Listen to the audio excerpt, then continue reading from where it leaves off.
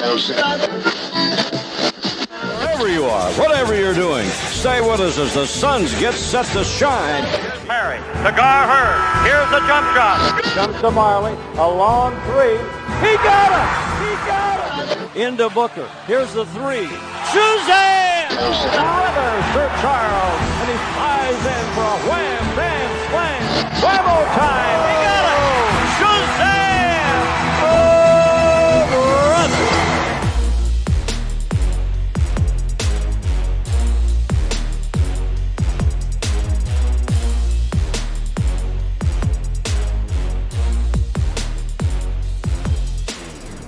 Welcome to 7 Seconds or Less, a podcast about the Phoenix Suns and the NBA. My name is Max McCauley, and I am joined, as always, by my co-host. His name is David Nash. David, it's been a little bit. How you doing, my friend? It's been a little while. Happy New Year to you and all the listeners, Max. And yeah, apologies to all the listeners for taking so long for episode 73. But I think we both love doing mailbags, and they've come through in the clutch for us. So I'm excited for this one.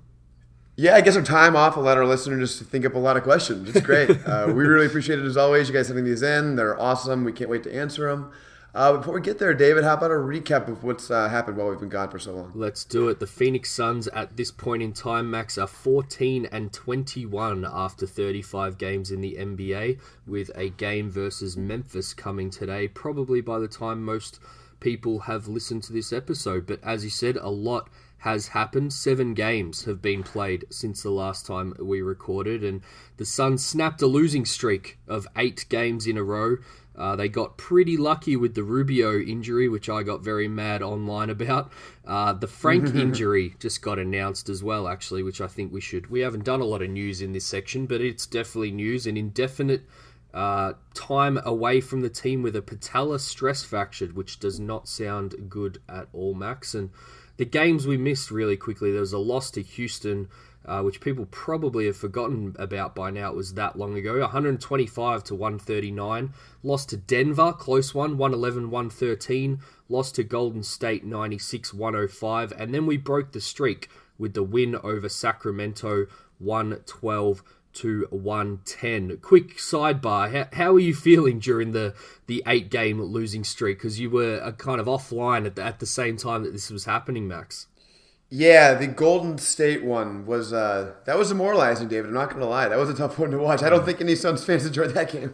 Yeah, I very much agree with you on that. But more recent results this week, there was the 122-116 win over Portland, the 107-117 loss to the Lakers, and of course, the last game played 120-112 over the New York Knicks. Booker had 38, Oubre had 29, Baines had 20, Ayton 15, Rubio 9, and what did the bench have as a complete total, Max? 9 points in that game. So the starters did it all, but as of right now, we are third in the division, 1.5 games ahead of Sacramento and 10 games behind the Clippers. 10th in the conference, half a game behind Memphis.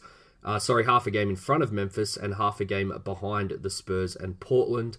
And 18th in the NBA, just ahead of Charlotte and just behind the Spurs, again, as I mentioned. Sweet. Thank you very much, David. One thing I do want to mention, you mentioned the Houston game. I can't get over that Harden foul, or not the foul, the fake throw the ball in the air and get the continuation thing. That was so long ago that I've totally forgotten it. But yeah, that was peak James Harden on the internet that day. That's for sure. I literally just can't get over it, man. It nags me. I think about it like every morning. It's horrible.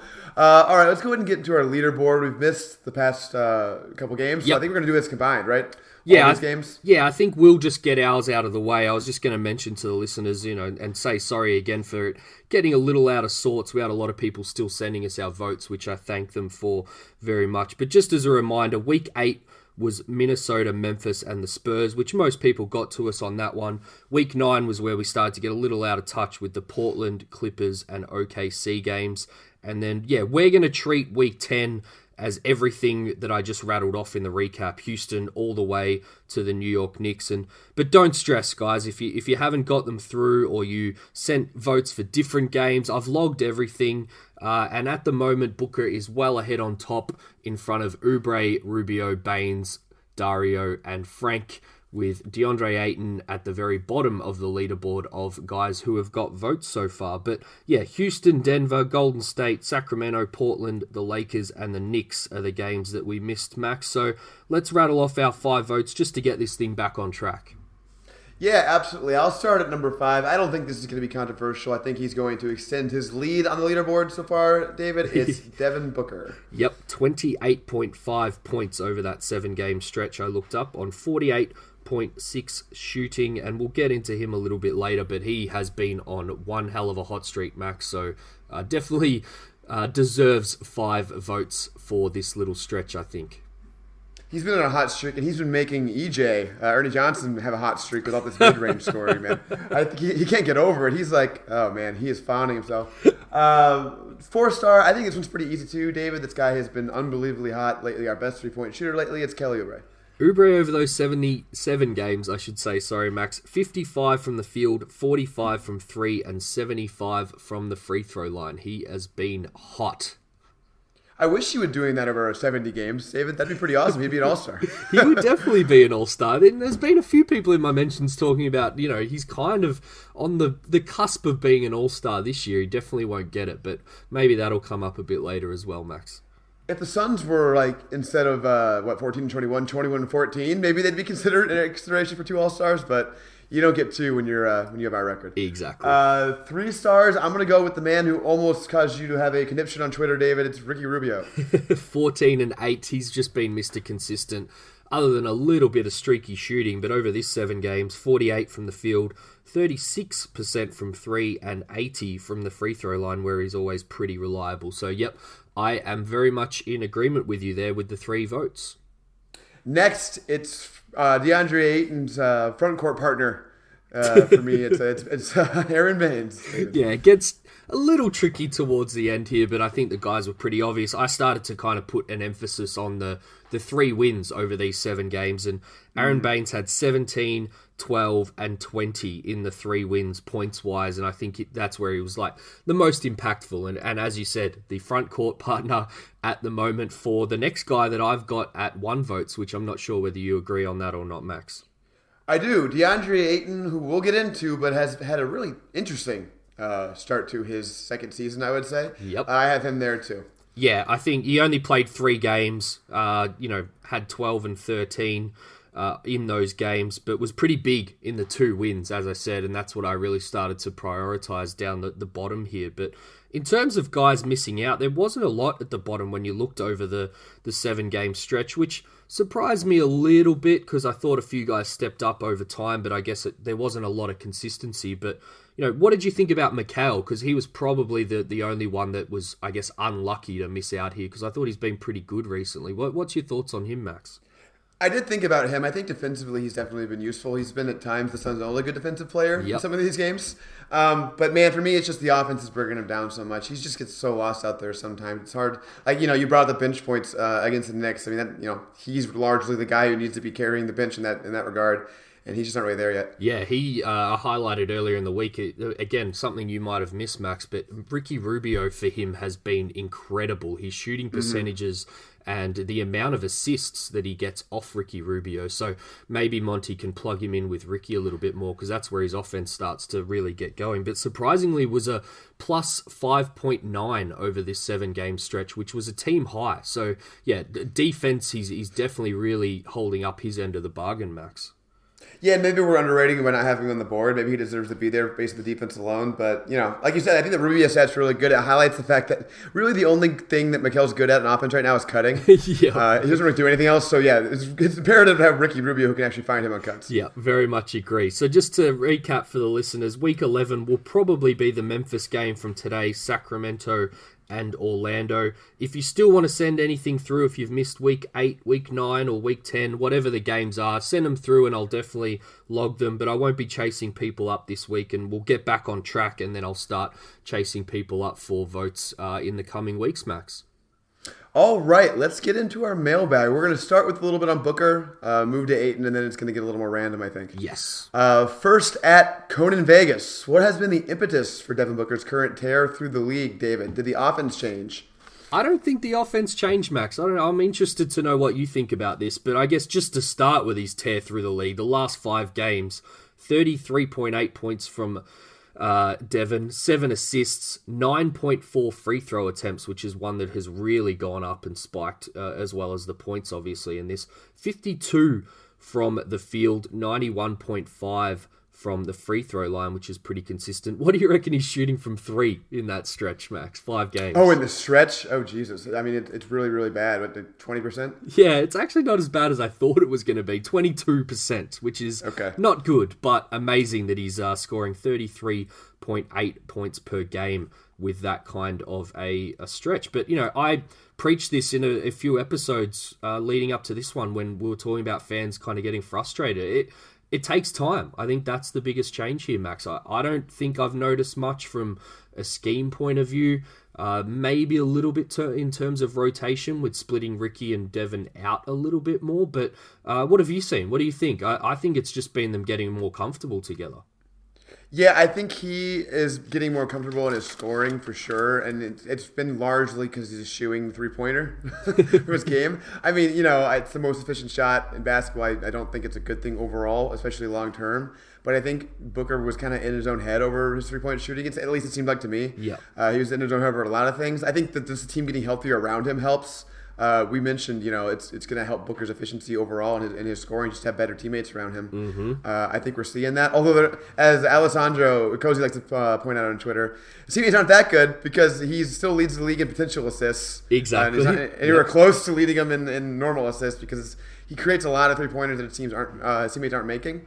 So that part's tough. But yeah, no, I don't think the offense overall changed. I don't think the schemes have changed. I think Booker is just a little more. He's getting inside a little more. I think it counts for the free throw rate going up. I think he's just looking to score more. Mm-hmm. And it weighs around the basket. I think that's really what's been the impetus. Yeah, and I think Rubio's quite high on that potential assists mark too. So it's don't just point to Ricky Rubio missing some Devin Booker passes. I think it's their other teammates because I wanted to point that out. I think ultimately the numbers are still better for Devon with Ricky Rubio on the court in terms of overall efficiency and what he's producing. So don't lean too much into the fact that it's them been splitting themselves out from each other. I just wanted to note that because I think the coaches have done a good job just getting Devon a little bit more in the flow, giving him the ball in his hands a little bit more. I think Dom on Twitter pointed out that in this 5-game stretch, his touches have gone through the roof, which why wouldn't they when you're scoring as much as he has? But,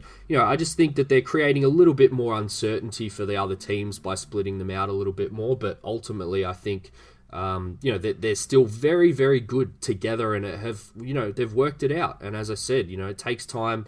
They don't get a lot of time in the preseason to do these things together. So what are we, 35 games into the season, and they maybe, hopefully, fingers crossed, have kind of found their groove together. Yeah, absolutely. And I'll also point out before we move on the obvious, which is that he's probably just getting healthier. Mm-hmm. He obviously missed those 3 games, and his forearm seemed to be bothering him when he first got back. But it seems like that's now gone.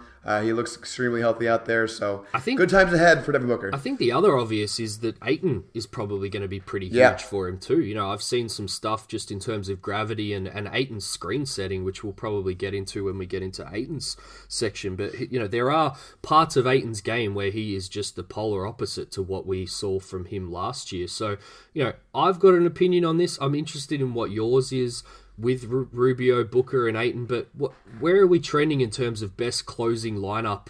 Not necessarily that you need a bucket to win the game or anything, but just a 5-man combo for the last 5 minutes of the game that you want to go with. Yeah, we may have the same answer here. I think I'm trending towards Rubio, Booker, Mikal, Oubre, and Ayton. Yeah, I think that's the obvious one. I was just really intrigued to know whether you kind of would go with Cam or something like that over Mikal. I think I'm a little higher on or have a little bit more trust in Mikal than most people in situations like this. But yeah, it probably lacks a little bit of shooting, but it's just a lineup that I'm the most comfortable with in terms of offense and defense down the stretch. Yeah, I think at the end of games, a lot of it's just going to be Booker trying to make his own thing happen anyway. Maybe you get the Booker Ayton pick and roll going. And the other thing also I would say, the Booker Ayton pick and roll, if that gets going pretty well, then maybe you take Rubio out at the end of some games and throw in Cam. and just have those two sort of run the offense with the three wings around them. That could be interesting. Yeah, and they kind of did it in one of the games. It's kind of missing me. Maybe it was the last one before the Knicks, maybe the Portland game. I can't remember. But, Rubio didn't come back until about 2 minutes to go. They kind of let Booker go for a little while, and they were really leaning on that. So, yeah, that's an interesting one. But we should go to our next two questions here, which dovetail quite nicely off the conversation that we just had. Cody Hunt asked, how many three-point attempts do you think Devin Booker should take per game? And Bryce Grove said, why do you think there has been a recent dip in Booker's three-point shooting, and do you think it is a bad thing? Max, I'll let you go first on this one. Well, it's definitely not a good thing. I'll say that. I don't think that. I know Chris Hansen has pretty much decided that Booker's never going to be a three-point shooter. I'm not going to go quite that far. I think he's in his own head over it. Like it really looks like when he's shooting those things that he's thinking about it. Yeah. Every single time, and that's just not the case when he's in the mid-range. It's just natural for him. Not really sure what's going on there. It's odd. But I'm not too concerned about it, as I'll show with my next answer to Cody Hunt's question, which is, 10 or 11 probably. Yeah. A lot more than he's taking now. I think a lot of this is like you just got to shoot through it, Devin. Like just keep shooting. I know if you miss a couple, that's fine. Just keep shooting. You only need to make 40% of these for them to be amazing shots. Yeah. And you only need to make like 35% of these for it to be an important shot, especially if the ones he's taking are sort of the game-breaking ones that create the spacing. Mm-hmm. You got to take those shots. It opens up the offense for everybody else. The offense is, I think we saw it in the first half of the Knicks game. The offense was terrible. And on large part because they only took 9 threes and missed them all. You can't not make threes in the modern NBA. It's kind of what it's all built on now, which separate conversation. I don't know if we'll get into this or not, David, but I'm kind of just mad at the modern NBA right now. I think these games are turning into three-point contests, and it's kind of annoying. Yeah. But I mean, you got to play by the rules of the game, and I think Devin Booker's got to ramp up the three-pointer attempts. What do you think? Yeah, I think the wrist injury definitely has something in play here. Mm-hmm. I think 100% is a factor in the recent dip. In him just not being comfortable shooting them, which is odd when you see how well he's shooting them from the mid-range. But, we didn't get a lot of clarity on that injury, and, it definitely looked like the kind of thing that, the longer the shot, the more uncomfortable he is at the moment, with whatever was bothering there in the shooting hand. So, I'm not seeing too much scheme-wise or anything other than him just being a little bit apprehensive on taking those threes, as you said, and thinking about it a little bit too much. But, I'd be more concerned if he didn't just have 38, 32, 33, 32, and 34 on 52% shooting, Max. But, that's probably going to dry up a little bit, and that's where your argument about, the better shot being the three-point shot really comes into it. I looked at, him by month. He had 6.2 in the few games in October, 4.8 in November, 5.1 in December, and then has dropped down to just 4 in January. So it's probably never been up around where it should be or needs to be. You and I probably differ, I guess, a little bit. I'd like to see him get up around the 7 or 8 range, I think. Interestingly, I think this really kind of shows it is the league leaders are, Harden with 13.5, Buddy Hield with 10, Trey with 9.5, Dame with 9.4, Devontae Graham, who we've talked about, with 9.4, Luka as well, PG as well with 9.4, and then you get D'Lo and Kemba in the low 9s.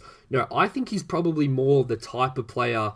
Beal's at 8.1, Levine's at 7.9, CJ's at 7, Redick at 7, and Tim Hardaway Jr. at 7 as well. That's the kind of range that I see him in, rather than that real kind of ultra volume guys like Harden and Trae Young and Dame. So, we probably differ just slightly on that, just, how much I see he's doing well in the mid-range. I'm fine with that.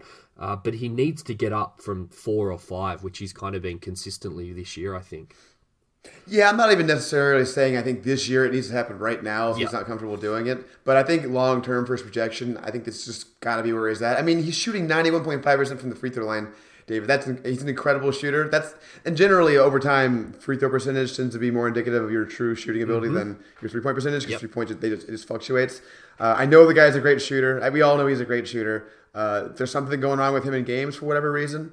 But I think that long-term, that can't be what holds him back from really developing the skill that in the modern NBA is the most important skill for a perimeter player. Being able to kind of bend the defense with the the game-breaking off, especially off the dribble sort of three-point ability.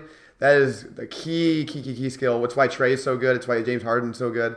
And I think Devin Booker is going to need that to become one of the, if he's trying to be one of the best 5 offensive players in the league, for example, I think he needs that. Yeah, and if that 40% even on 5 attempts that we were getting earlier in the year comes back with what we're seeing at the moment, like, look out. That's MVP candidate type stuff on the offensive end, because he's already doing this little streak without threes pretty much entirely. So, he starts being a dangerous guy from there. Everything else opens up, and that's why it's so important as well that he at least takes them, because he needs to open up, because he's not going to be this hot forever, I don't think, Max. No, he's not. The one nice thing is that defenders still respect his 3 no matter what, so he does still create spacing, so at least he's not losing that while he goes to the mid-range. You ready to move on to Ayton? Definitely. I'm excited. Oh, me too. This is going to be interesting. So we're going to read the first 3 together, as they're all kind of similar. Yeah. And I think they're the most interesting thing about Ayton. First, at TryNotKMS, how is Ayton's small sample size, great defensive development make you feel about his improvement overall in comparison to preseason expectations? At ZenNBA, Ayton leads the NBA in field goal defense in every zone. That's, near the basket, mid-range, blah, blah, blah. Which, if any of them are sustainable, and if not, where does he end up in at the end of the year in each of these categories? Should he be focusing on the overall or on the within 6 feet? That's a long one, but we'll break that one down as we go through. And then Daniel Jordan, my friend, with Ayton's improvement on D, albeit small sample size, what is his floor ceiling in your opinion? Saw some people comp him to a more athletic Marc Gasol. I guess that was Channing Frye who said that. It was. Let's start, David, with just sort of, his defensive development, what we've seen so far, and then we can move on to the comp later. So what do you think? Yeah, I think he has, he's shown it. If you're watching the games, you don't need to go in like, I guess, Zin did in terms of breaking it down zone by zone, although that is very interesting at the moment, albeit, as he said, a very, very small sample size. So I'm probably not going to put too much emphasis on that just yet, particularly because I lean towards, defensive stats not being great anyway in terms of great indicators. I kind of trust my eye more on this. But the good news on that, Max, is trusting my eye has been very good as well for DeAndre Ayton. He has been every bit as good of what I hoped, I suppose, in terms of the defensive end. Obviously putting him in with Baines, his switchability is one thing that stands out. But before that, when he was, just playing all of his center minutes and played a lot of center minutes in that game where he started with Baines as well, his general containment of the ball handler, his overall reads, he's probably always going to struggle in terms of weak side help and that extra rotation, but the action coming at him, he's elite as far as I'm seeing, and it's really just going to be coming down to his overall engagement and using the tools that he's had that I've always kind of noted of why I was high on him defensively. I think that's where he's really going to have an impact on that end, and we're seeing it with more block shots. He had a big one against the Knicks helping out on Devin Booker. His overall containment, as I said, of the ball handler is probably the most encouraging thing in the few games that we've seen from him so far. He's not an easy guy to finish over, I guess, as the numbers are bearing out with Zin's stats there, Max. Yeah, I will start by saying there is no doubt he looks better on defense this season. It's 100% true. Yep. You can't even argue with that right now. I saw another Ali shout out laughing about how JJJ is the better offensive player and worse defensive player than Ayton right now, which is not what we would expected. But so I will say, though, I just want to go on sort of those small sample size stats. I would not expect all that stuff to continue. Yeah, I agree. Especially the 3-point shooting. I was just looking at the clearing the glass stats. He's 100th percentile, best in the NBA at making corner 3 percentage go down and all 3 percentage go down. Yeah. I don't think that's probably mainly because of him. I think that's probably some shooting luck. Mm-hmm. Also, one thing that's a little concerning is that this is the thing that's really good about him is rim frequency is going way down when he's on the court. Yep. The other team's rim frequency, which is really what you want to see. That's almost the most important thing with big defense is just deterring shots around the rim. So, I mean, again, small sample size. It's also based on off, and I think the Suns don't do a good job with that when he's off. But still, I think it's really encouraging what we're seeing. I agree with you. The help side stuff isn't as good as the on-ball stuff. Were you going to say? Did you listen to Steven Adams on Zach Lowe's podcast yet? Have you listened to that episode, Matt? No, I missed that. What did he say? Really interesting. It was a great podcast overall. Everyone loves Steven Adams. He was quite open and honest with Zach Lowe as well, which is great. But they talk specifically about rim protection and block numbers. And he said he learned off Nick Collison, who is exactly not the most athletic guy in the NBA. That you kind of want your block numbers numbers to go down because it's kind of showing that you're doing your work before they're getting to you. So I just thought that was really, really interesting from Steven Adams as something that he noted as a young guy. He was getting happier as his block numbers were going down because it was kind of speaking to his footwork and his overall reading of the game and getting to guys as a big man and kind of having that rim frequency go down because guys are not challenging you because you're in the right spot. So just wanted to throw that in there, I guess, just as a, overall block numbers not being a great indicator of defense either, which DeAndre Ayton is still not, kind of Mitch Robinson levels or anything like that in terms of blocks, but it doesn't always say everything when it comes to defense either, Max. No, it doesn't. I will say I think you need to have more than under one block if you're a center. Yes. But I agree. I think it can be a good indicator if it's at a kind of a medium level. And in fact, a lot of the best defensive players in the league, they don't have like 4 blocks a game a lot of times. Yeah. So I think that's a good observation by somebody who would know. And actually, I say similarly, I think total rebounding numbers can be overrated sometimes because boxing out is important. Yep. I think Steven Adams would probably agree with that too because he's a big time box out over rebound guy. Yep.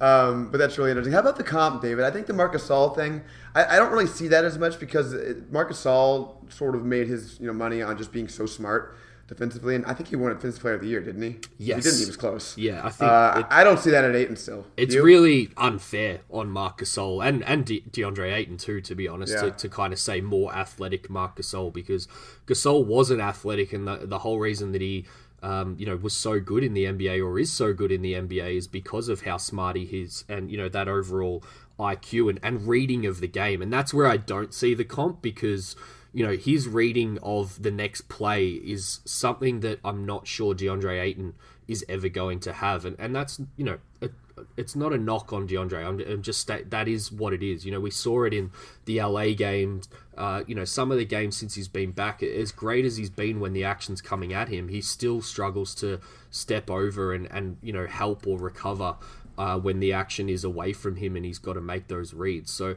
yeah, I'm not really seeing the Marc Gasol comp, particularly defensively. I guess you could see, his passing is really good.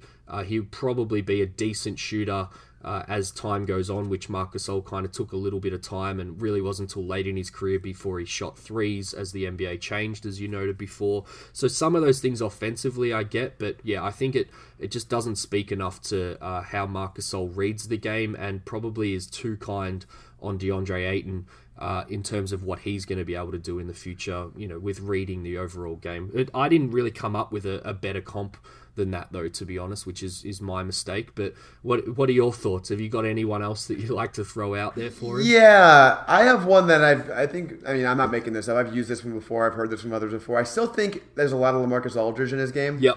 I think he could be better defensively than Aldridge is/was, and that's really just based on what we've seen this season, which has been really good, especially out in the perimeter, which I think is really important for him.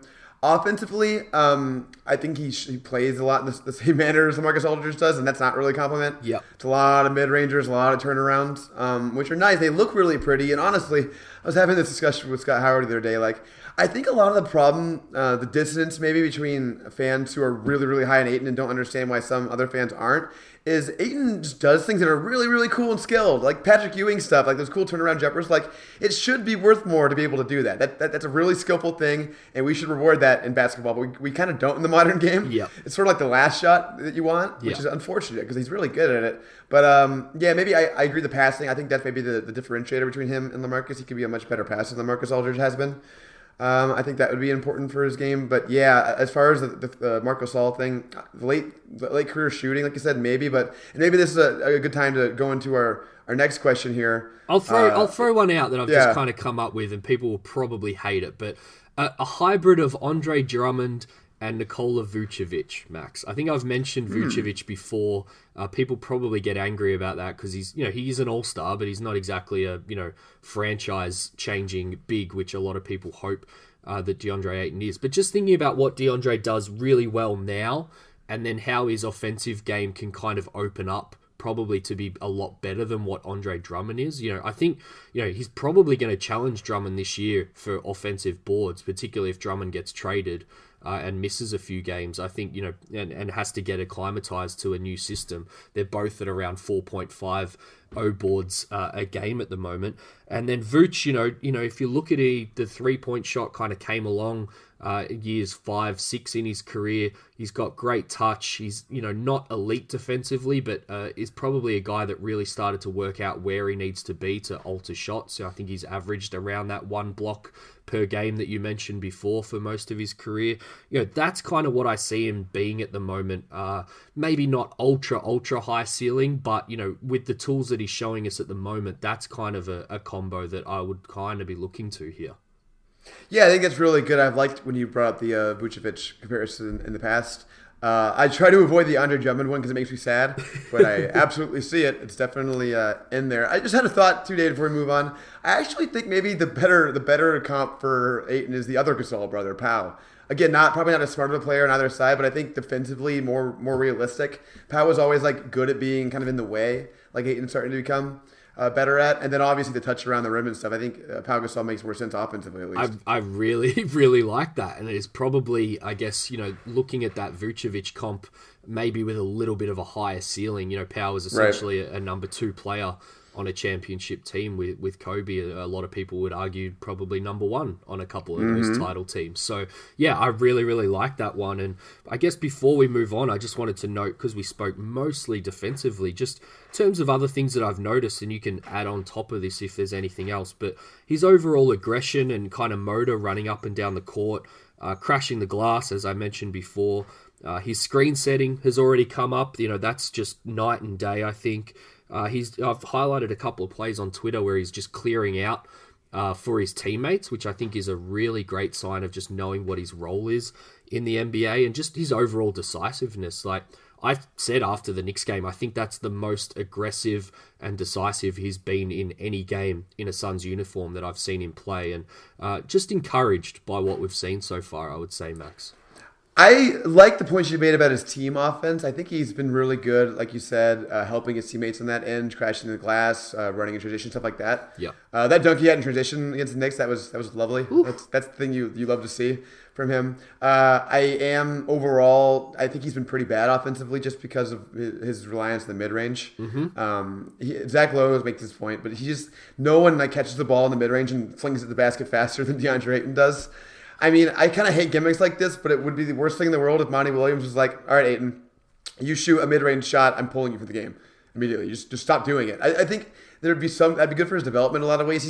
He can't keep settling for those, David. He's got to either attack or back that out and start trying to shoot the 3, because you're just in the modern NBA, you're not going to make your living on those shots. Yeah, he's got a very predictable tell when he looks down as well. It's very obvious that he's going to take the mid-range shot when he catches the ball and looks down. But, I posted a thread from the Knicks game. I think there was 19 videos or something, which was not what I expected when I started, but I just kept going and was seeing stuff that I really liked from DeAndre. And, I kind of said in that I wouldn't, talking about gimmicks, maybe, dragging him is probably not something that's going to happen in the NBA. We just know that it's very hard for coaches to implement something like that. But, I kind of thought, a paint rule, like he's got to touch the paint either before the catch or after the catch. And it kind of just encourages him to, be aggressive in creating the position. And if he takes a mid-range turnaround after that, I'll live with it, because he's at least kind of knocked his guy off the spot and is probably better rather than those stationary ones that we see at the top of the key.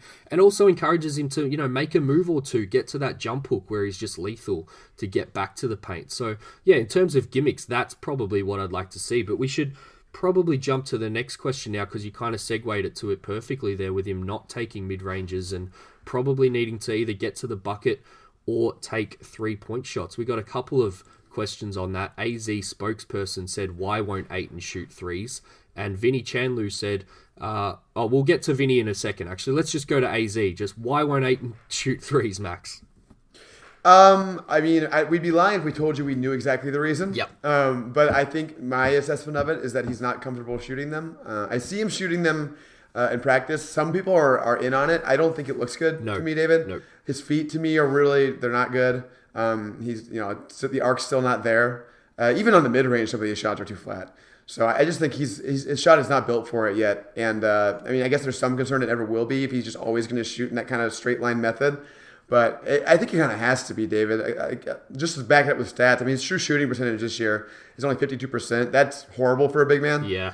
It's really, really terrible. And it's entirely because of the mid-range stuff. I mean, he's still got the touch. I think you talked about the jump hook he had in the Knicks game, which is beautiful, where he made the great footwork and then got in there. Like, he needs to be doing more of that. Or he's got to back out from three. But to answer the question more directly, I just don't think he's ready to shoot them yet. Yeah, I think he wants to. We've seen a few quotes. Yeah. There was even some after the Knicks game talking about wanting to.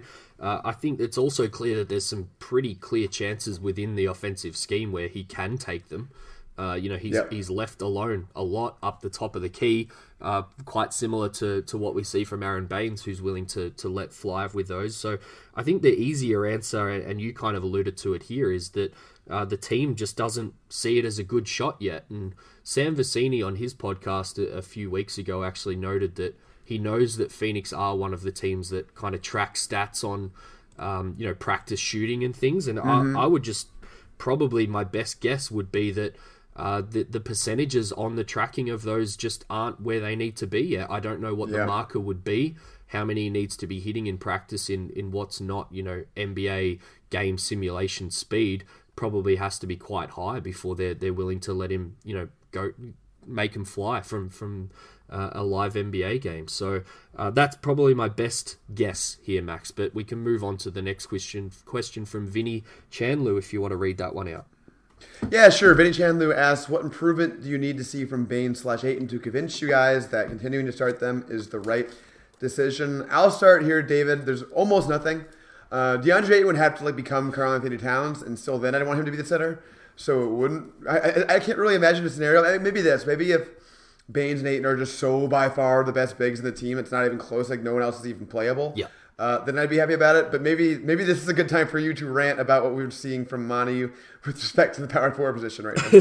Yeah, I was sure as day that we were going to agree on this, and my first note and answer is people will get mad at me for it, but honestly, nothing is my answer to Vinny's question. There's just nothing that's going to convince me long term that this is both good for the team in terms of winning games this season, and then probably more importantly, good for DeAndre Ayton's development. I think it's terrible for his development. I think it's a real window into this regime where they seem to be, more about short-term wins and things like that, like a game versus the Knicks, versus, overall development strategy of what's a very key piece for this franchise going forward. I don't want to talk about Ayton's quotes too much because people get a little bit angry and sensitive about that. But, when you hear him say some of the things that he did after the Knicks game in terms of being excited about playing the four, you do get worried. I guess to check myself a little bit, I'll also say that I thought he was really, really aggressive, maybe the most aggressive I've seen him in terms of posting up and things like that against the Knicks. So, if that's what got him to that position, then maybe it's good coaching and I don't know what I'm talking about. But, I just think based on even the eye test so far in their minutes, they're not very good together. So I just don't get it other than, maybe wanting to throw the first punch and kind of maybe they were worried during the losing streak that, they were just too predictable and teams were coming out and doing their thing and they had nothing to counter it. And they wanted to, throw the first punch before the tip-off and throw teams something different, which, I'll applaud it to get that win if we don't see it again or we see it sparingly. But, if they go for long stretches with this, they're just going to become really predictable and teams are just going to pick it apart, Max. There was a cool pass of Ayton to Baines like that. Enjoyed that. I guess the only way that I'd be convinced is if the NBA gets rid of the three-point line. That would help a lot. But yeah, just overall, I totally agree with you. The point about Ayton's development is the key. We're talking here about how we want him to start being, attack more or shoot more threes. I don't think having him play with Baines is the way to do that. I think it's going to lead to him maybe being inside even a little less. And I just don't like it, David. And I think the rebounding too, a big reason why they did it, I think is because they were getting their asses kicked on the boards. Yeah. Didn't help, David. They still got their asses kicked on the boards. It did not. So I'd much prefer 48 minutes a night of great center play, which is what we would get by having those two guys in the center rotation. And, just to check myself again, because I did mention it a few episodes ago, I think the one with you and Callan, if you're really desperate to make sure that Baines gets his 22, 23 minutes a night, I'm not totally against playing them 5 to 10 minutes a night together, in little stretches to, end halves or quarters or something like that, if the front office is really hell-bent on getting that done. But starting them and being that predictable and slow is not something that I think is either good for the team or good for DeAndre Ayton going forward, which you mentioned before. Ayton at his peak, he needs to be the defensive anchor with a bunch of wings and playmakers around him. And as an offensive threat, he needs to be, surrounded again by a bunch of playmaking and shooting. And Baines gives you the odd hot shooting night like he did against the Knicks. But I just ask people to think about, what about that Knicks game when, Baines has one of his cold nights? Like, what is working together between the two of those other than Aaron Baines hitting the 3-pointers that he did? Because, it just doesn't work as far as I can see. I will eat humble pie on that if they rattle off the next 10 games with them starting together. But, I as I said, I applaud throwing a punch and doing something unpredictable, which we've noted Monty is willing to do, and I like that, but I will not support this being a long-term thing for the Suns, Max. Yeah, I think we're both going to need more than a win over the Knicks, where they actually didn't look that impressive to fall in love with this. I thought your observation on Twitter was perfect. That I saw your reply to someone in terms of them being a contender doing this versus a Friday night win over the Knicks that wasn't convincing at all. Doesn't prove anything, I don't think, Max. Not to me, I would say. All right, let's move on. These are a little quicker before we get to Did You Know? This one's from Mike Bantam. How many three-point attempts do you think Mikal Bridges should take per game? More, David. I don't have an exact number in my head, but more. Yeah, I really just wanted to use this question to give Mikal a bit of a shout-out, because I think he's, he has been good in various games. I look out for him a lot, so I probably notice a lot more. He's 28.8% from 3 on the year versus 33.5 from last year, but last 15 games he's 33.33, and the 15 games in December 40.7% on 1.8 attempts. So to answer the question, at least around that 1.8 attempts, 2 a game. 1.8 attempts. That's just not enough, David.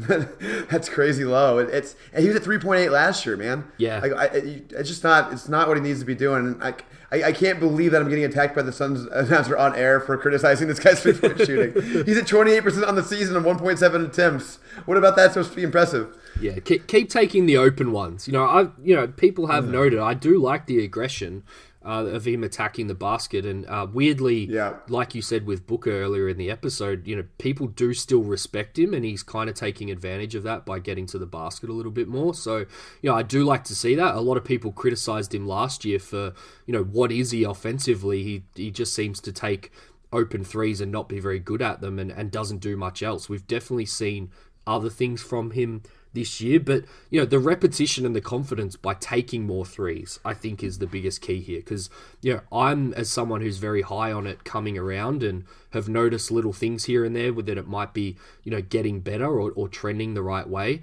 He's still got to take them in NBA games for the results to kind of bear themselves out a little bit. So that's really not a great answer, but my answer to this one is that he just needs to be taking more open ones and getting that repetition going. Yep, fully agree. I think he and Ayton have some of the same problems offensively. They've just got to be more aggressive. They've got to develop themselves. All right, at AZ spokesperson, we all joke about people shooting better than average against the Suns. What can they do defensively to try and stop it? I'll start here. Guarding the guy shooting the three-pointers would help, I think. There are a lot of wide-open three-pointers against the Suns right now. A lot. And I do think that opponents are still shooting unsustainably well against them, even on these open looks. But my God, David, some of them are just wide open. Yeah, we're 27th in the NBA in field goal percentage for opponents and 25th for three-point percentage. So it's not just the odd game here and there. It's been a pretty consistent theme throughout the season. And, a lot has been said about the luck, but I also think it's, scheme and effort, as you said, not leaving them open. Making them make an extra pass or shoot over a defender would probably help some of the luck, I think. And I just think opponents will shoot with confidence if you're not punching them, early and often. And I think I've noted, guys are going to make what seem to be lucky shots if your offense is stalled and they're up by quite a bit and they're quite loose and comfortable taking that shot. And as you said, if we're not knocking them off their spots, and I think those two factors together, particularly during the bad stretch, is why we saw a lot of bad luck in inverted commas kind of towards the opponent 3-point shooting, because I just think teams were just, loose, shooting very confident because they had the Suns on the ropes and could do so. And I think that has trended towards it. So, not that the Baines-Ayton thing is a direct thing towards this, but I think, the team needs to find out more ways to be less predictable and knock teams off their spots a little bit. And we'll hopefully see those percentages come down a little bit as the season goes on, Max. Yeah, the Suns tend to be at their best defensively, at least in the last year or so, when they're really getting out and attacking on the perimeter. Chaos. Especially like Oubre and Mikal. Yeah, they tend to play better that way. Also, earlier in the season, I don't know what the hell happened to this, but they were kind of playing on a string together. Yep. It was really fun to watch. I mean, it's just a complete 180 from that now. They don't seem to even try to get out. Yeah, I think you made the point. Yeah, the effort point. Yeah. It ain't there. They're not trying. Booker has been a prime offender here. Yes. He was much improved earlier in the season defensively. He has fallen off from that perch, I would say. Yep. And a lot of that, I think, is just the load that's been on him with all the injuries around him and even to himself. That's probably been taxing him. But, the excuses are excuses. It's the NBA. You got to get out there and play defense, and they are not right now, David. Yeah, just because I am very, sympathetic towards coaches. Everyone listening that has listened to us for a while would know that with Igor last year. But maybe that's another window into why we saw Ayton and Baines together, because I think they really like Baines in terms of keeping the team on a string, but I also think they just need more athleticism and kind of, length out there. So, keeping Baines out there as the communicator and then throwing Ayton out there, I just think for this to improve, they need to get length out there as much as possible. And not to harp on it too much, but this is why you pick a guy like DeAndre Ayton at number one and hope that he reaches his peak, because he should be anchoring that defense, and then you can throw, a whole heap of wings and stuff out there and not be losing too much on the, glass and with overall defense. So, that's the long-term goal here. Short-term, maybe they thought Baines and Ayton together was going to help them a little bit. I hope we don't see it too much, particularly not starting. But yeah, more chaos and more athleticism, I think, will probably factor in, and I think Ayton will help with that, Max. All right. How about a little did you know before we go on to the rest of our questions, David? Let's do it, Max. Heading into 2020, it only felt right to do a bit of a look back over the last decade of Suns basketball. I don't know where you stand on the whole when is a decade debate, but for the purposes of this segment, I'm rolling with the idea of looking back on the last 10 years of Suns basketball, including the current 1920 season. A rather depressing period of Phoenix basketball with no current playoff appearance in any season from 2010-11 until today. Perhaps the drought will be broken in the final season of the decade, Max. But Max, did you know 114 players have suited up for the Suns and taken to the court in the last decade? I am not going to get you to tell us who all of them are, but it's Devin Booker to Chase Budinger to Hamed Haddadi to Steve Nash played for the Suns in this decade as well. In fact, as I tweeted earlier this week, Steve Nash scored the first 2 points of the decade and Devin Booker scored the last two. But love that. On that group of 114 players, Max, as I sorted through the stats of the last 10 seasons, some interesting results started to come to the fore. Devin Booker dominates a lot of categories, including field goals, three-pointers, points, free throws, and also turnovers, but some other famous or infamous names come up elsewhere. Max, who do you think led the Suns for the decade in personal fouls with 969? Oh, wow. That is really interesting. Personal fouls. He was here a while, so I guess I'm just going to go with Bledsoe? Ooh, it was Markieff Morris, but in 345 games, he was here a while, so an average of just 2.8 per game to his credit. Who do you think takes out the blocks category with 344 for the decade? Man, that is difficult. I don't know, David. Who is it? PJ Tucker? Alex Len in 335 games. What about assists? This is a depressing game, David. It gets a little better here. Assists, 1,519 in 137 games. Goran? Steve Nash. Okay. He was around long enough. Here's an infamous name that you don't like very much. Who has the worst win share contribution over that time? I don't like very much. I don't like a lot of these guys very much. Josh Jackson. Josh Jackson, minus 2.4, slightly ahead of Michael Beasley with minus 1.5. A couple of Suns that we can probably leave in the past, I think. And what about the best win share? You mentioned this name. It's going to be tough for you to pick one of the names that you picked from, but he had 19.9 win shares over the decade, and it was a little bit of a surprise to me. Bledsoe? It was, in fact, Goran. Okay. I thought it was going to be the surprise answer, Bledsoe, because I always don't like him. Fair enough. He was just ahead of another guy who dominates a number of other categories I haven't yet mentioned. Max, the big 1,000-point question here. From 2010 to 2020, which Phoenix Sun was second in win shares with 19.7, but also led the franchise in games started, minutes, rebounds, and steals? PJ Tucker. It was none other than PJ Tucker, or Anthony Leon Tucker, with the PJ standing for Pops Jr. That's right, Mr. Tucker played 377 games for 286 starts with 10,950 minutes, 2,235 rebounds, and 470 steals from just 2013 to 2017 in a Phoenix Suns uniform, and led the franchise for the decade. It's also fitting for this segment that we focus on PJ Tucker, because as he noted on Instagram, as the years changed from 2019 to 20, he wasn't even in the NBA at the beginning of it in 2010. Tucker himself noted in that post that he was fed up with the game and attempted to retire twice, but just couldn't quit his love for it. After being drafted in 2006 with the 35th pick, quick sidebar, Max, which team drafted him? Oh, God. Toronto? It was Toronto, where he played 17 games before being waived in 2007. He then played ball in Israel, Ukraine, and was in Greece when the decade started in 2010. He went on to play in Italy and Germany too, before signing in Russia in 2012, but opting out of the deal when Phoenix offered him a chance to play on their summer league team. And as they say, Max, the rest is history. Tucker played 5 seasons with the Suns before being traded back to where it all began in Toronto, and eventually winding up in Houston, where he sits to this day.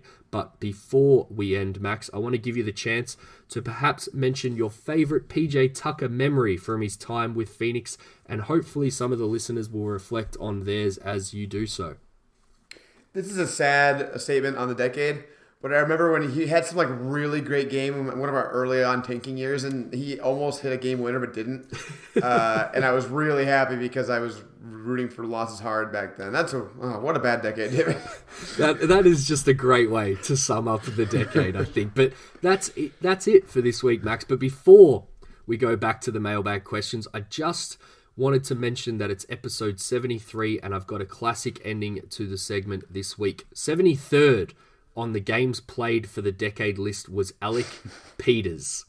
When Phoenix traded Tucker to the Raptors, it was for Jared Sullinger and 2 second-round picks. One of those picks became George King, who is now playing in Italy, where Tucker spent a season.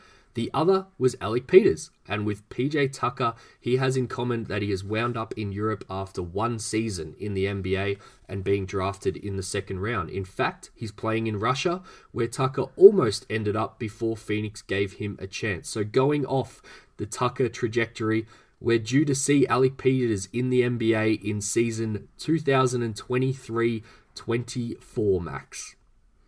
Hey, he had that great shooting performance against the Mavs. I'm not going to roll it out. The guy can really shoot it, David. Yep. All right, let's get into our next set of questions. We have some trade questions, David. We did a fuller trade thing a couple weeks ago. Yes. So we'll run through these pretty quickly. First, at Sun Shall Rise, with Baines apparently starting now and Ayton moving to the 4. Just by the way, side note, I'm not sure that's permanent.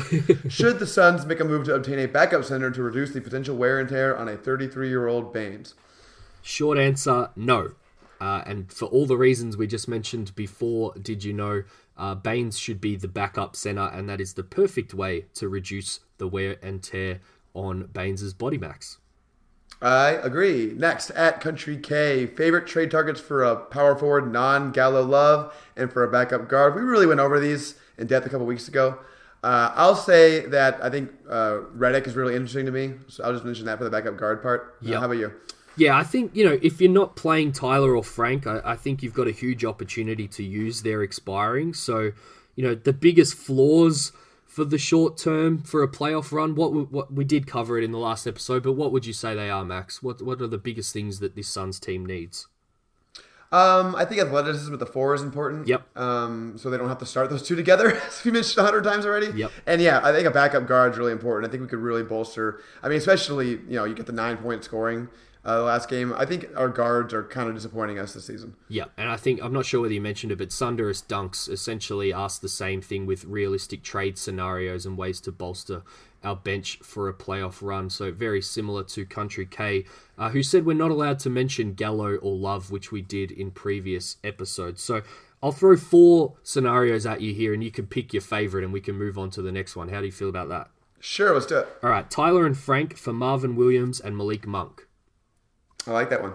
Scenario 2, Marcus Morris and Reggie Bullock for Tyler Johnson, and you'll probably have to throw a protected first-round pick in there, I'm guessing, because I think that's what Marcus Morris is going to get eventually. And then you go and get Satoransky with Frank and a few other pieces. So you end up with Marcus to play the power forward, bit of extra shooting and defense with Reggie Bullock, and Sato as the backup playmaker. Man, that was going to be so much easier before you added Satoransky in there. Big no on Marcus. Ball stopper, not a fan. Also, I mean, not realistic for other reasons, as we know. But Satoransky, man. Yes on Satoransky. Another guy we mentioned before, but I've put him with a backup playmaker who earns a little bit of money next year. Davis Bertans and Ish Smith. That's the best one. I don't think Washington's trading Bertans, but that's the best one. Yep. And an interesting one, you might go for Jeff Teague's expiring to pay backup point guard. And I've thrown Jake Layman in there, who I think could give us some pretty good power forward minutes. What do you think about that one?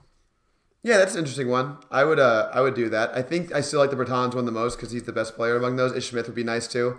But again, I don't think that's realistic. I think Washington will hold on to him. So I think my favorite one might be that Minnesota one, David. That's a nice one. Alrighty. So let's go to Greg Batowski's question. If possible, would you trade for Chris Paul, Rubio, Tyler Johnson, Frank, and a 2020 first? What else?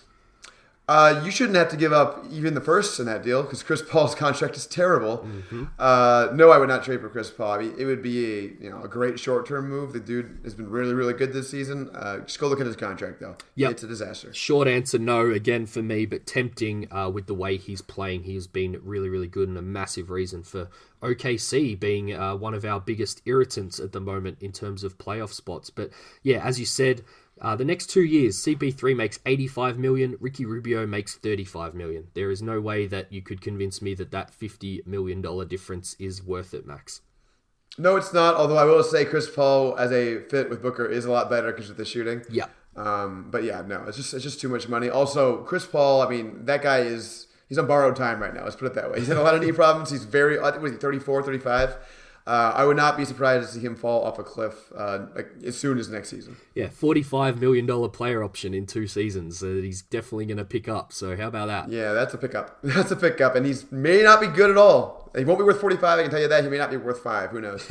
All right, next question, David. Alex Vero asks, Vero, with Kaminsky injured for the immediate future, who do you think the Suns should sign using their open 2-way contract slot? Yeah, I mean, I'm not going to harp on this one too much and bore people to death, but I did want to use the question to just point out something that I did earlier this week.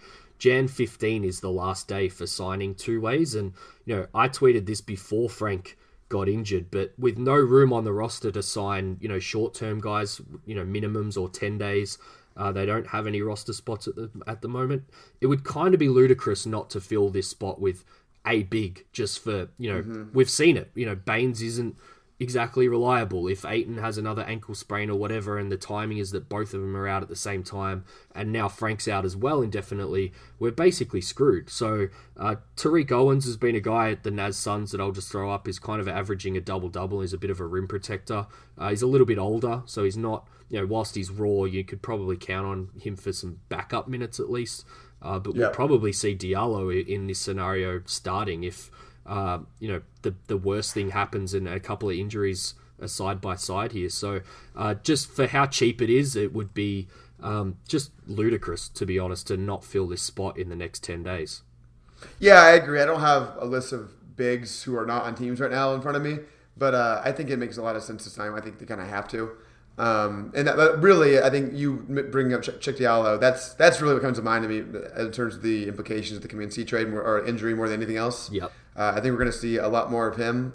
He has not been as good lately as he was to start the season. We'll see how he can impact games going forward. I don't know. I'm a little low on him. Although, they're only playing Sarge 4 minutes a game right now, David, so maybe they can just ramp that up a little bit too. That could help. Yeah. All right, let's go on to the next questions from Mike Notham. Is there a point record-wise where it makes sense to be sellers at the deadline and consider moving Baines? He apologizes to you, David. What would they need to get back to make it worthwhile? I think here the answer is yes for me. Not necessarily to moving Baines, but where it makes sense to be sellers to a certain extent. Particularly, we don't know behind the scenes, but if they know Baines is unhappy and is not going to re-sign or whatever, I think, if you get a first for him, it probably makes sense. It wouldn't necessarily be Baines. Anybody else who's more of a veteran? He's really the only one who fits the bill in terms of who other teams might want. Maybe Sarge. Yeah, I think if it becomes clear that some of these guys are not happy with the way the season's going, and you're not going to make the playoffs, like you really fall out of it, then yeah, I think it might make some sense. What do you think? Yeah, I think the short answer is yes, as you said, and you kind of explained for all the right reasons there why it would be. But the only thing that I'll note is that it's probably not record and more kind of how many games out of the 8th spot that they are, because their record's not great at the moment. They're only half a game out. So there's 15 games before the deadline. So I actually think it's almost going to be impossible with the stretch that they've got coming up that they're tempted into being sellers, because I think that 8th spot is still going to be within reach, particularly with a buyer trade as well. So I actually think the answer is, essentially no. I don't think they'll be sellers. Baines' name has come up a lot from, general NBA people looking for trades. And, if you got a first, I think you'd have to look at it. But I'd probably use the opportunity just to say I've noticed people talking about Baines potentially being unhappy or something. All I'd ask those people to do, watch that dude on the bench. Like, that guy is engaged. He is yelling every single play. He's cheering on his teammates. So if you've ever had a thought, he's limited on the court sometimes and can look like he's not engaged or, maybe has taken the night off or something and has kind of checked out. But just watch that dude on the bench, and I can assure you will be convinced that he, at least for this point in time, and I'm guessing the next 15 games before the deadline, he is engaged as a Phoenix Sun. So unless you got a crazy offer, Zubac from the Clippers is one that kind of came up in general NBA circles that you'd maybe look at as a cheap backup option that's locked into a contract. But yeah, unless it's a young player like that or a first, I just think that you're better off holding on to him and maybe seeing if you can re-sign him. I'm not seeing anything out of Baines that makes me think he's unhappy here. He's also like a pro's pro, so maybe he's just really good at hiding it if he's unhappy here. Yeah. But I don't see it. The only way, and I'm going to knock on wood here. Not like Kevin Love. He doesn't have the body language of Kevin Love or the hiding skills of Kevin Love. I'm going to knock on wood here. I think an injury is the thing that could cause this. If Booker goes out for the rest of the season, I think that's when they're definitely sellers, like right away. Yeah. So which is all hope that doesn't happen, but that'd be what would cause it. So next question, kind of related. At Morano LA 100 lease, I probably butchered that, but how many wins do we need this month to dream again with playoffs? They got to go above 500 this month for me, David. As you said, the schedule's so soft. I don't think it's by any means a written in stone kind of thing. The Suns, as they're playing lately, can kind of lose to anybody. They could have lost to the Knicks the other night. Yep. So I'm definitely not writing anything in stone, but I think if they go at least a game or two over 500, they still at least have a chance. Yeah, we've said it for weeks. Like, this is the stretch. There's 12 games to go in the month, as Miranda alludes to there. And, I think the aim should be that they should be in 8th by January 31st. And the way that they do that is by going over 500 and probably going a fair bit over 500, as you said, to get that 8th spot. Because then they're going to hit some tough parts of the schedule where they want to have, I guess, some wins under their belt and a little bit of leg room, I suppose, on some of those other teams that are chasing that spot. But my prediction is that they'll probably be, because they are so behind at the moment, they'll probably be around 22 and 25 just going through the schedule, which I think would probably put them in 8th, and they'll have a shot. They'll hopefully take some momentum from some wins, and therefore some of these tougher parts of the schedule, when we look at what the team is now, they may actually be better runs on the schedule, because the team will have confidence and will be playing much more like what we saw at the start of the year, Max. Wouldn't that be fitting if the Suns made the playoffs with the worst record in the history of the Western Conference? That's just a Phoenix Suns thing to do, wouldn't it? Well, after that year with Jeff Hornacek, where it was, I think, if not the best record to miss the playoffs, it was up there. Maybe that's the karma that we deserve. Yeah, that's fair. We'll go from 48 not making it, and we'll get 38 this year to make it. It'll be great. All right. Next, we're going to do some long-term questions here. We're going to do the first few together because they're similar. From Tom Phillips, looking ahead to this summer, assuming Sarge and Frank don't get re-signed and Baines is too expensive, who do the Suns look at power forward?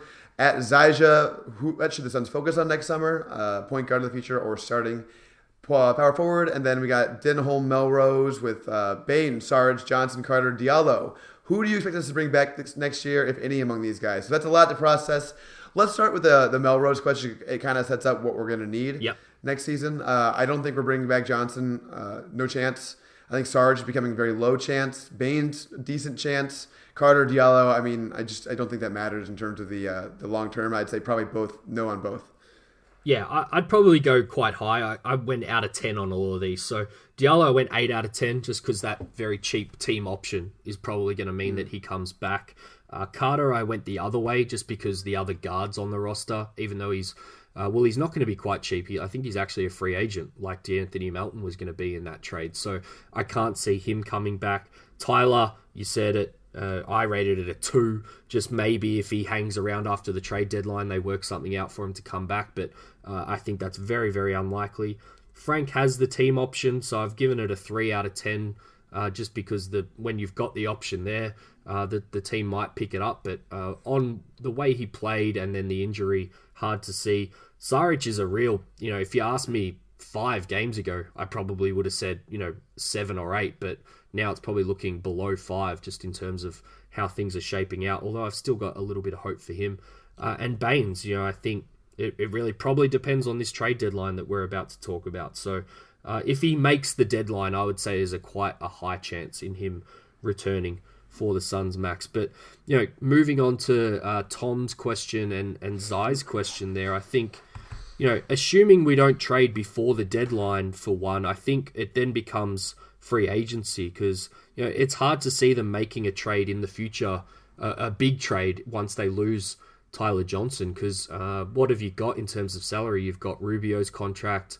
Oubre, I guess, will be a semi-expiring by then, but the way he's playing, you're not exactly going to be, knocking down teams' doors to trade him for your next big star. So I think it's going to be 2020 free agency, which isn't great, but there are some names to maybe fill a bit of a placeholder while you work your long-term power forward stuff out, Max.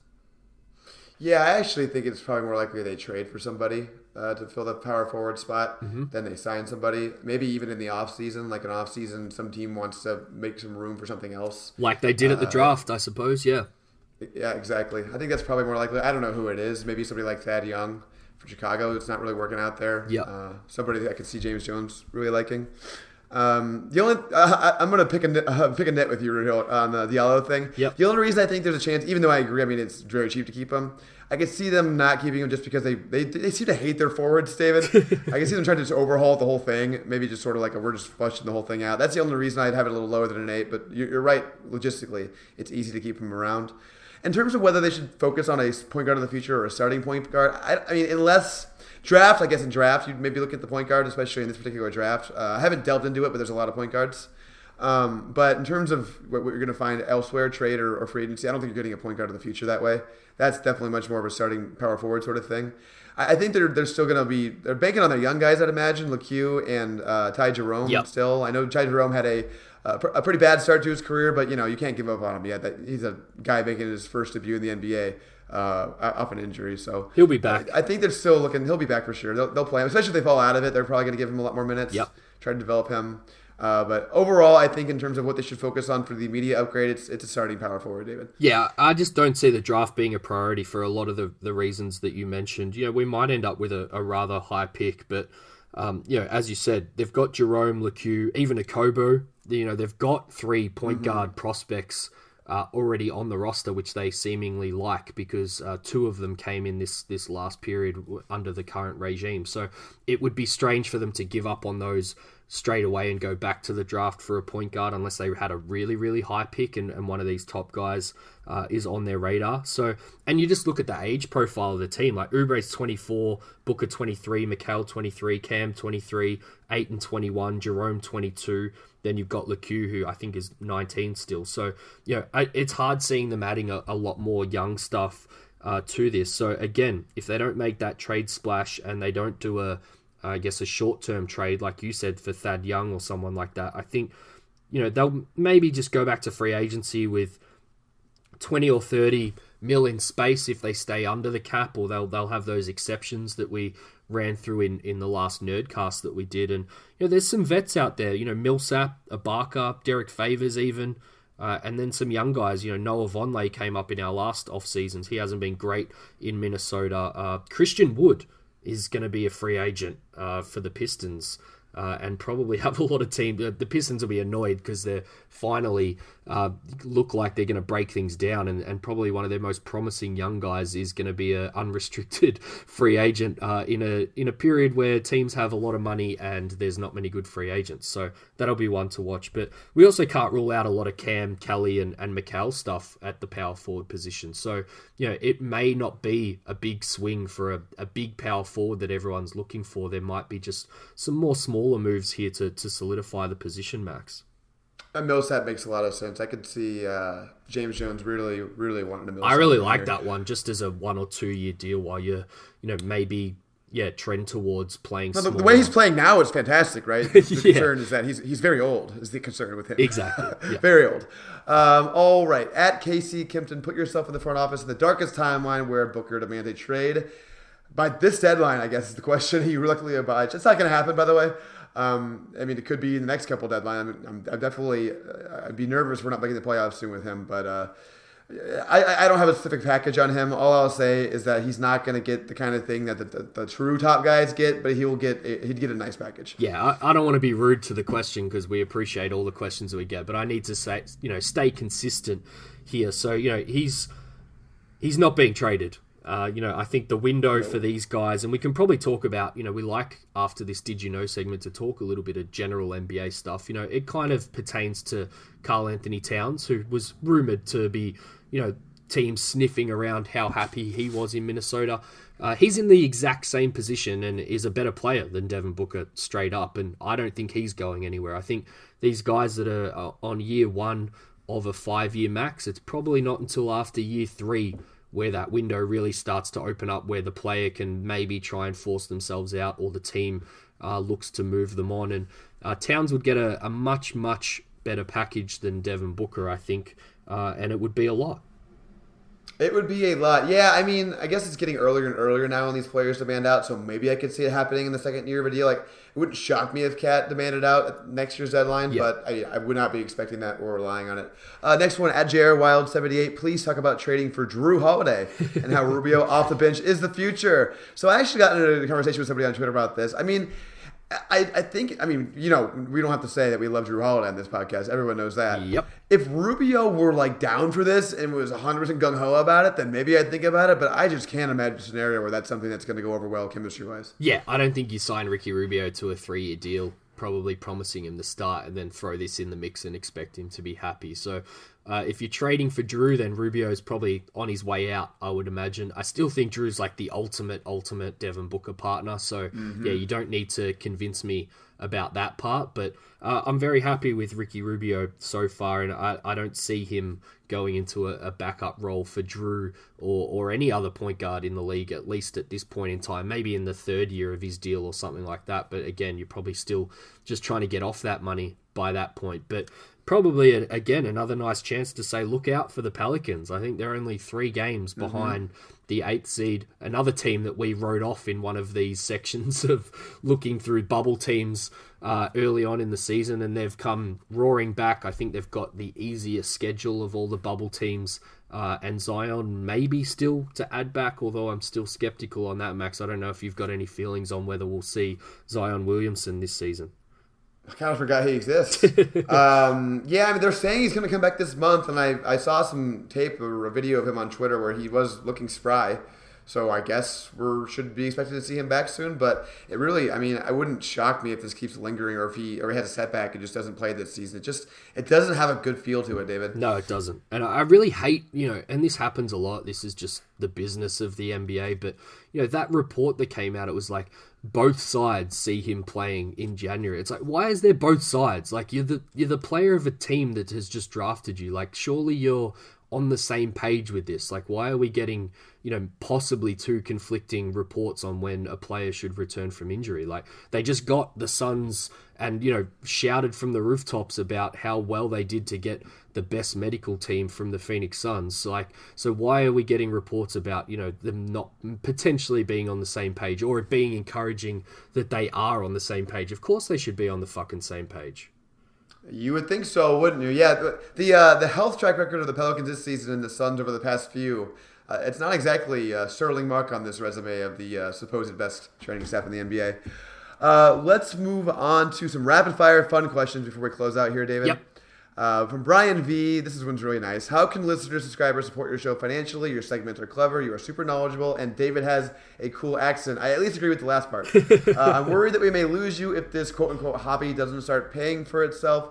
I'll start on this one. I think you share my sentiments here, David. Neither of us is doing this for anything other than the fact that we enjoy talking about basketball, and it's cool to have you guys like the show and support it. And really the only way you can pay us the way that we care about it is just by continuing to support, participate, send us questions like you are now. You're already being great, Brian. So no, we have no interest in making money off this show, and it doesn't cost that much money to run a podcast, to be candid about that. So I'm not having a problem with that, David. How about you? Yeah, and we like, at least at this point in time, for the podcast to be ad free, which hopefully some listeners like compared to some other podcasts that they listen to. And we can take time off because we're not being paid to do this or anything like that, which happens in our busy lives from time to time, which I'm sure the listeners have picked up. But I love that Brian has asked this question, not only because his question was very nice and glowing of our podcast, Max, but I actually was already thinking about bringing something up here. I hope you don't mind me hijacking this a little bit, but no, I think you'll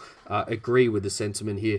My country is literally on fire at the moment, Max, and if anyone is thinking about, helping out the podcast in any way, I can send some links to donate to what are mostly volunteer firefighters that are fighting these fires at the moment, and they need all the money and support that they can get, particularly because our government is not supporting them very well at all. So if you did want to throw some money our way, that would be how I would very much appreciate it. And the Red Cross is the best place to go. But as I said, I'll tweet out a link, and if anyone wants to donate some money to people much more deserving than us, Max, that would be much appreciated.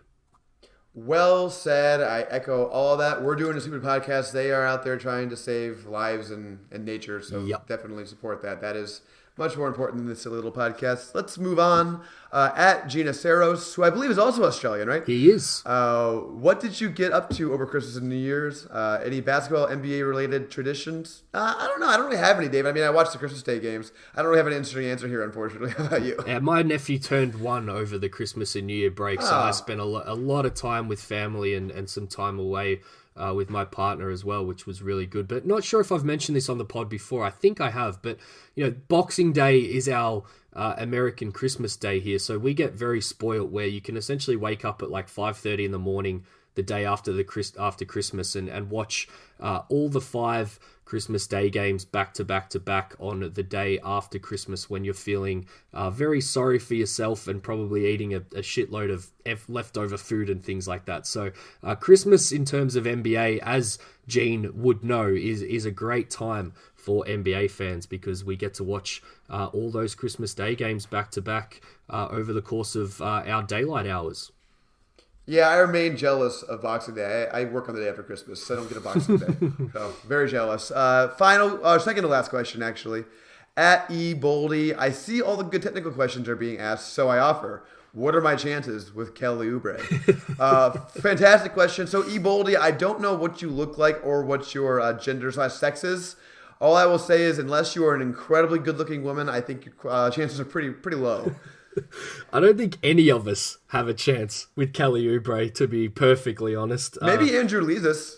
Yes, maybe Andrew Leesus. But he's also probably the best fan favorite since, God, I don't know, Max. I don't know if you've got any opinions on this, but I can't think of the last guy, non-superstar like a Steve Nash or a Murray, that the fans loved quite like Kelly Oubre. So whilst none of us have a chance, E-Boldy, Kelly's for all of us, I would say.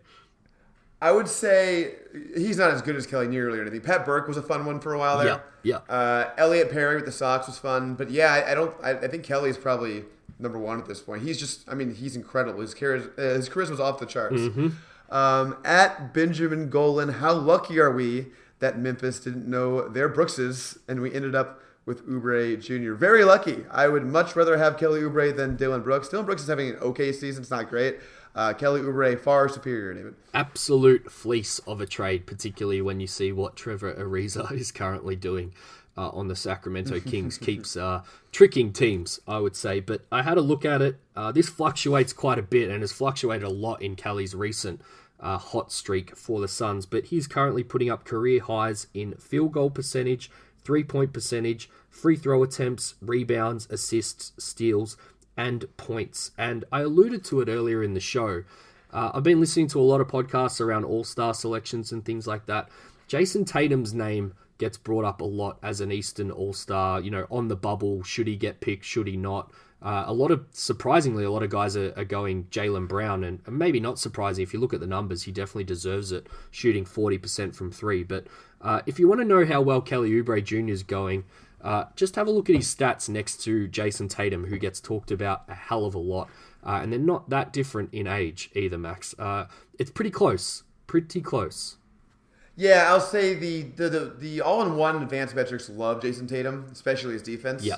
I do think he is a much better and more consistent defender than Kelly Oubre is. Definitely. But offensively, I think Kelly Oubre is probably, honestly, a better player. At least right now. I still take Tatum long-term, but the fact that Oubre is even in that conversation is nice. The other thing I'll say about him, David, I think you must have noticed this lately. I don't think he's more athletic than he was before, but maybe he's just better at the game and finding opportunities to show him off. But man, he is so athletic. Like some of his transition dunks are like unbelievable how quickly he gets up. Yeah, they're getting him out in the open court. He's catching a lot of guys. I think the league's starting to take notice a little bit as well. And either myself or someone who has more time and beats me to it, I've been thinking about going back through and making a body count list of all those guys that he's put on a poster this year, because there are a lot of them, Max. He's just, he is among freak NBA athletes, like 95 percentile athlete is starting to look like. Like, he is much more athletic than I realized he was. And I think that he was able to show last season largely just because his decision-making wasn't great a lot of times. But now that when he makes good decisions and just, flies towards the rim, it's fun to watch, David. Yep, love it. And a great point to end our giant mailbag here, Max. Yep. Thanks again for all the questions, guys. Those were great. We love doing these episodes. We should probably do them more often, actually. They're easier for us. But let's go ahead and get into 7 seconds or less before we sign off for the day. You guys know all the rules. I'm asking David the questions today.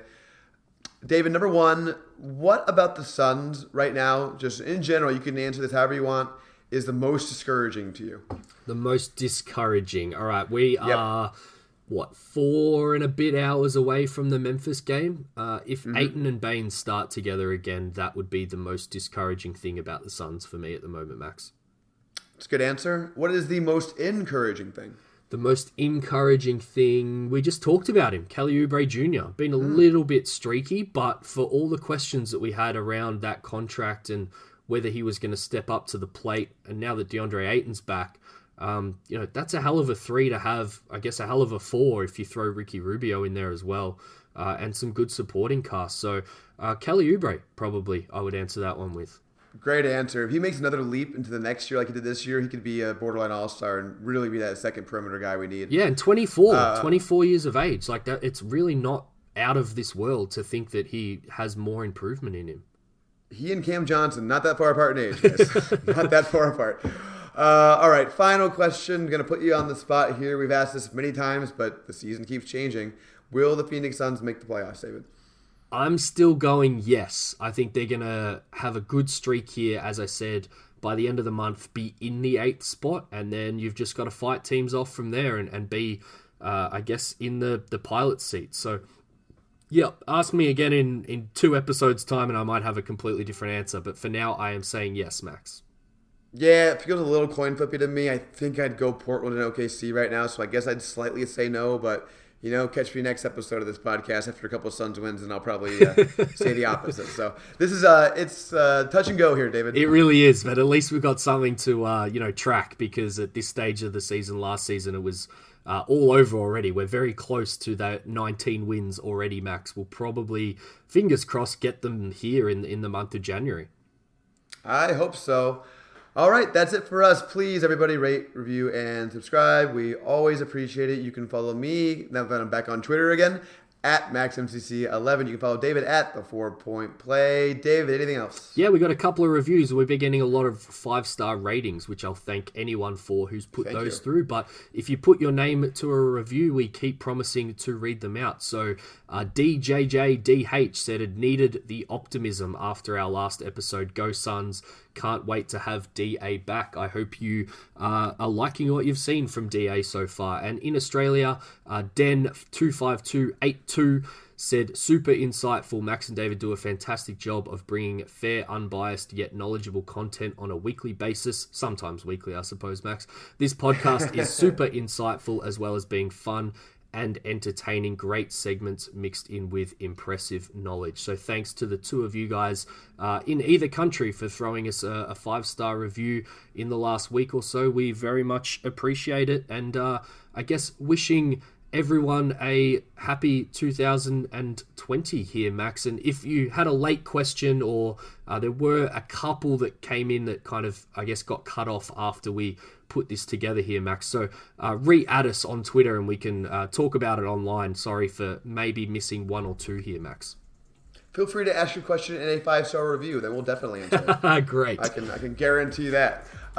We obviously missed a couple weeks in the past month or so. The holidays have been busy for us. I had a lot of work stuff going on. So we're going to try to be a little more consistent going here forward, especially if the Suns can get on a bit of a roll. It'll be easy for us to get going every single week here. So we're going to try. That's all I can tell you guys. I promise that we are trying. Yep, we've got Memphis, Sac, Orlando, and Charlotte probably before the next episode. So get us a few wins there, Suns, and we will promise to be back straight away again next week, Max. Let's go 4-0. Thanks, guys.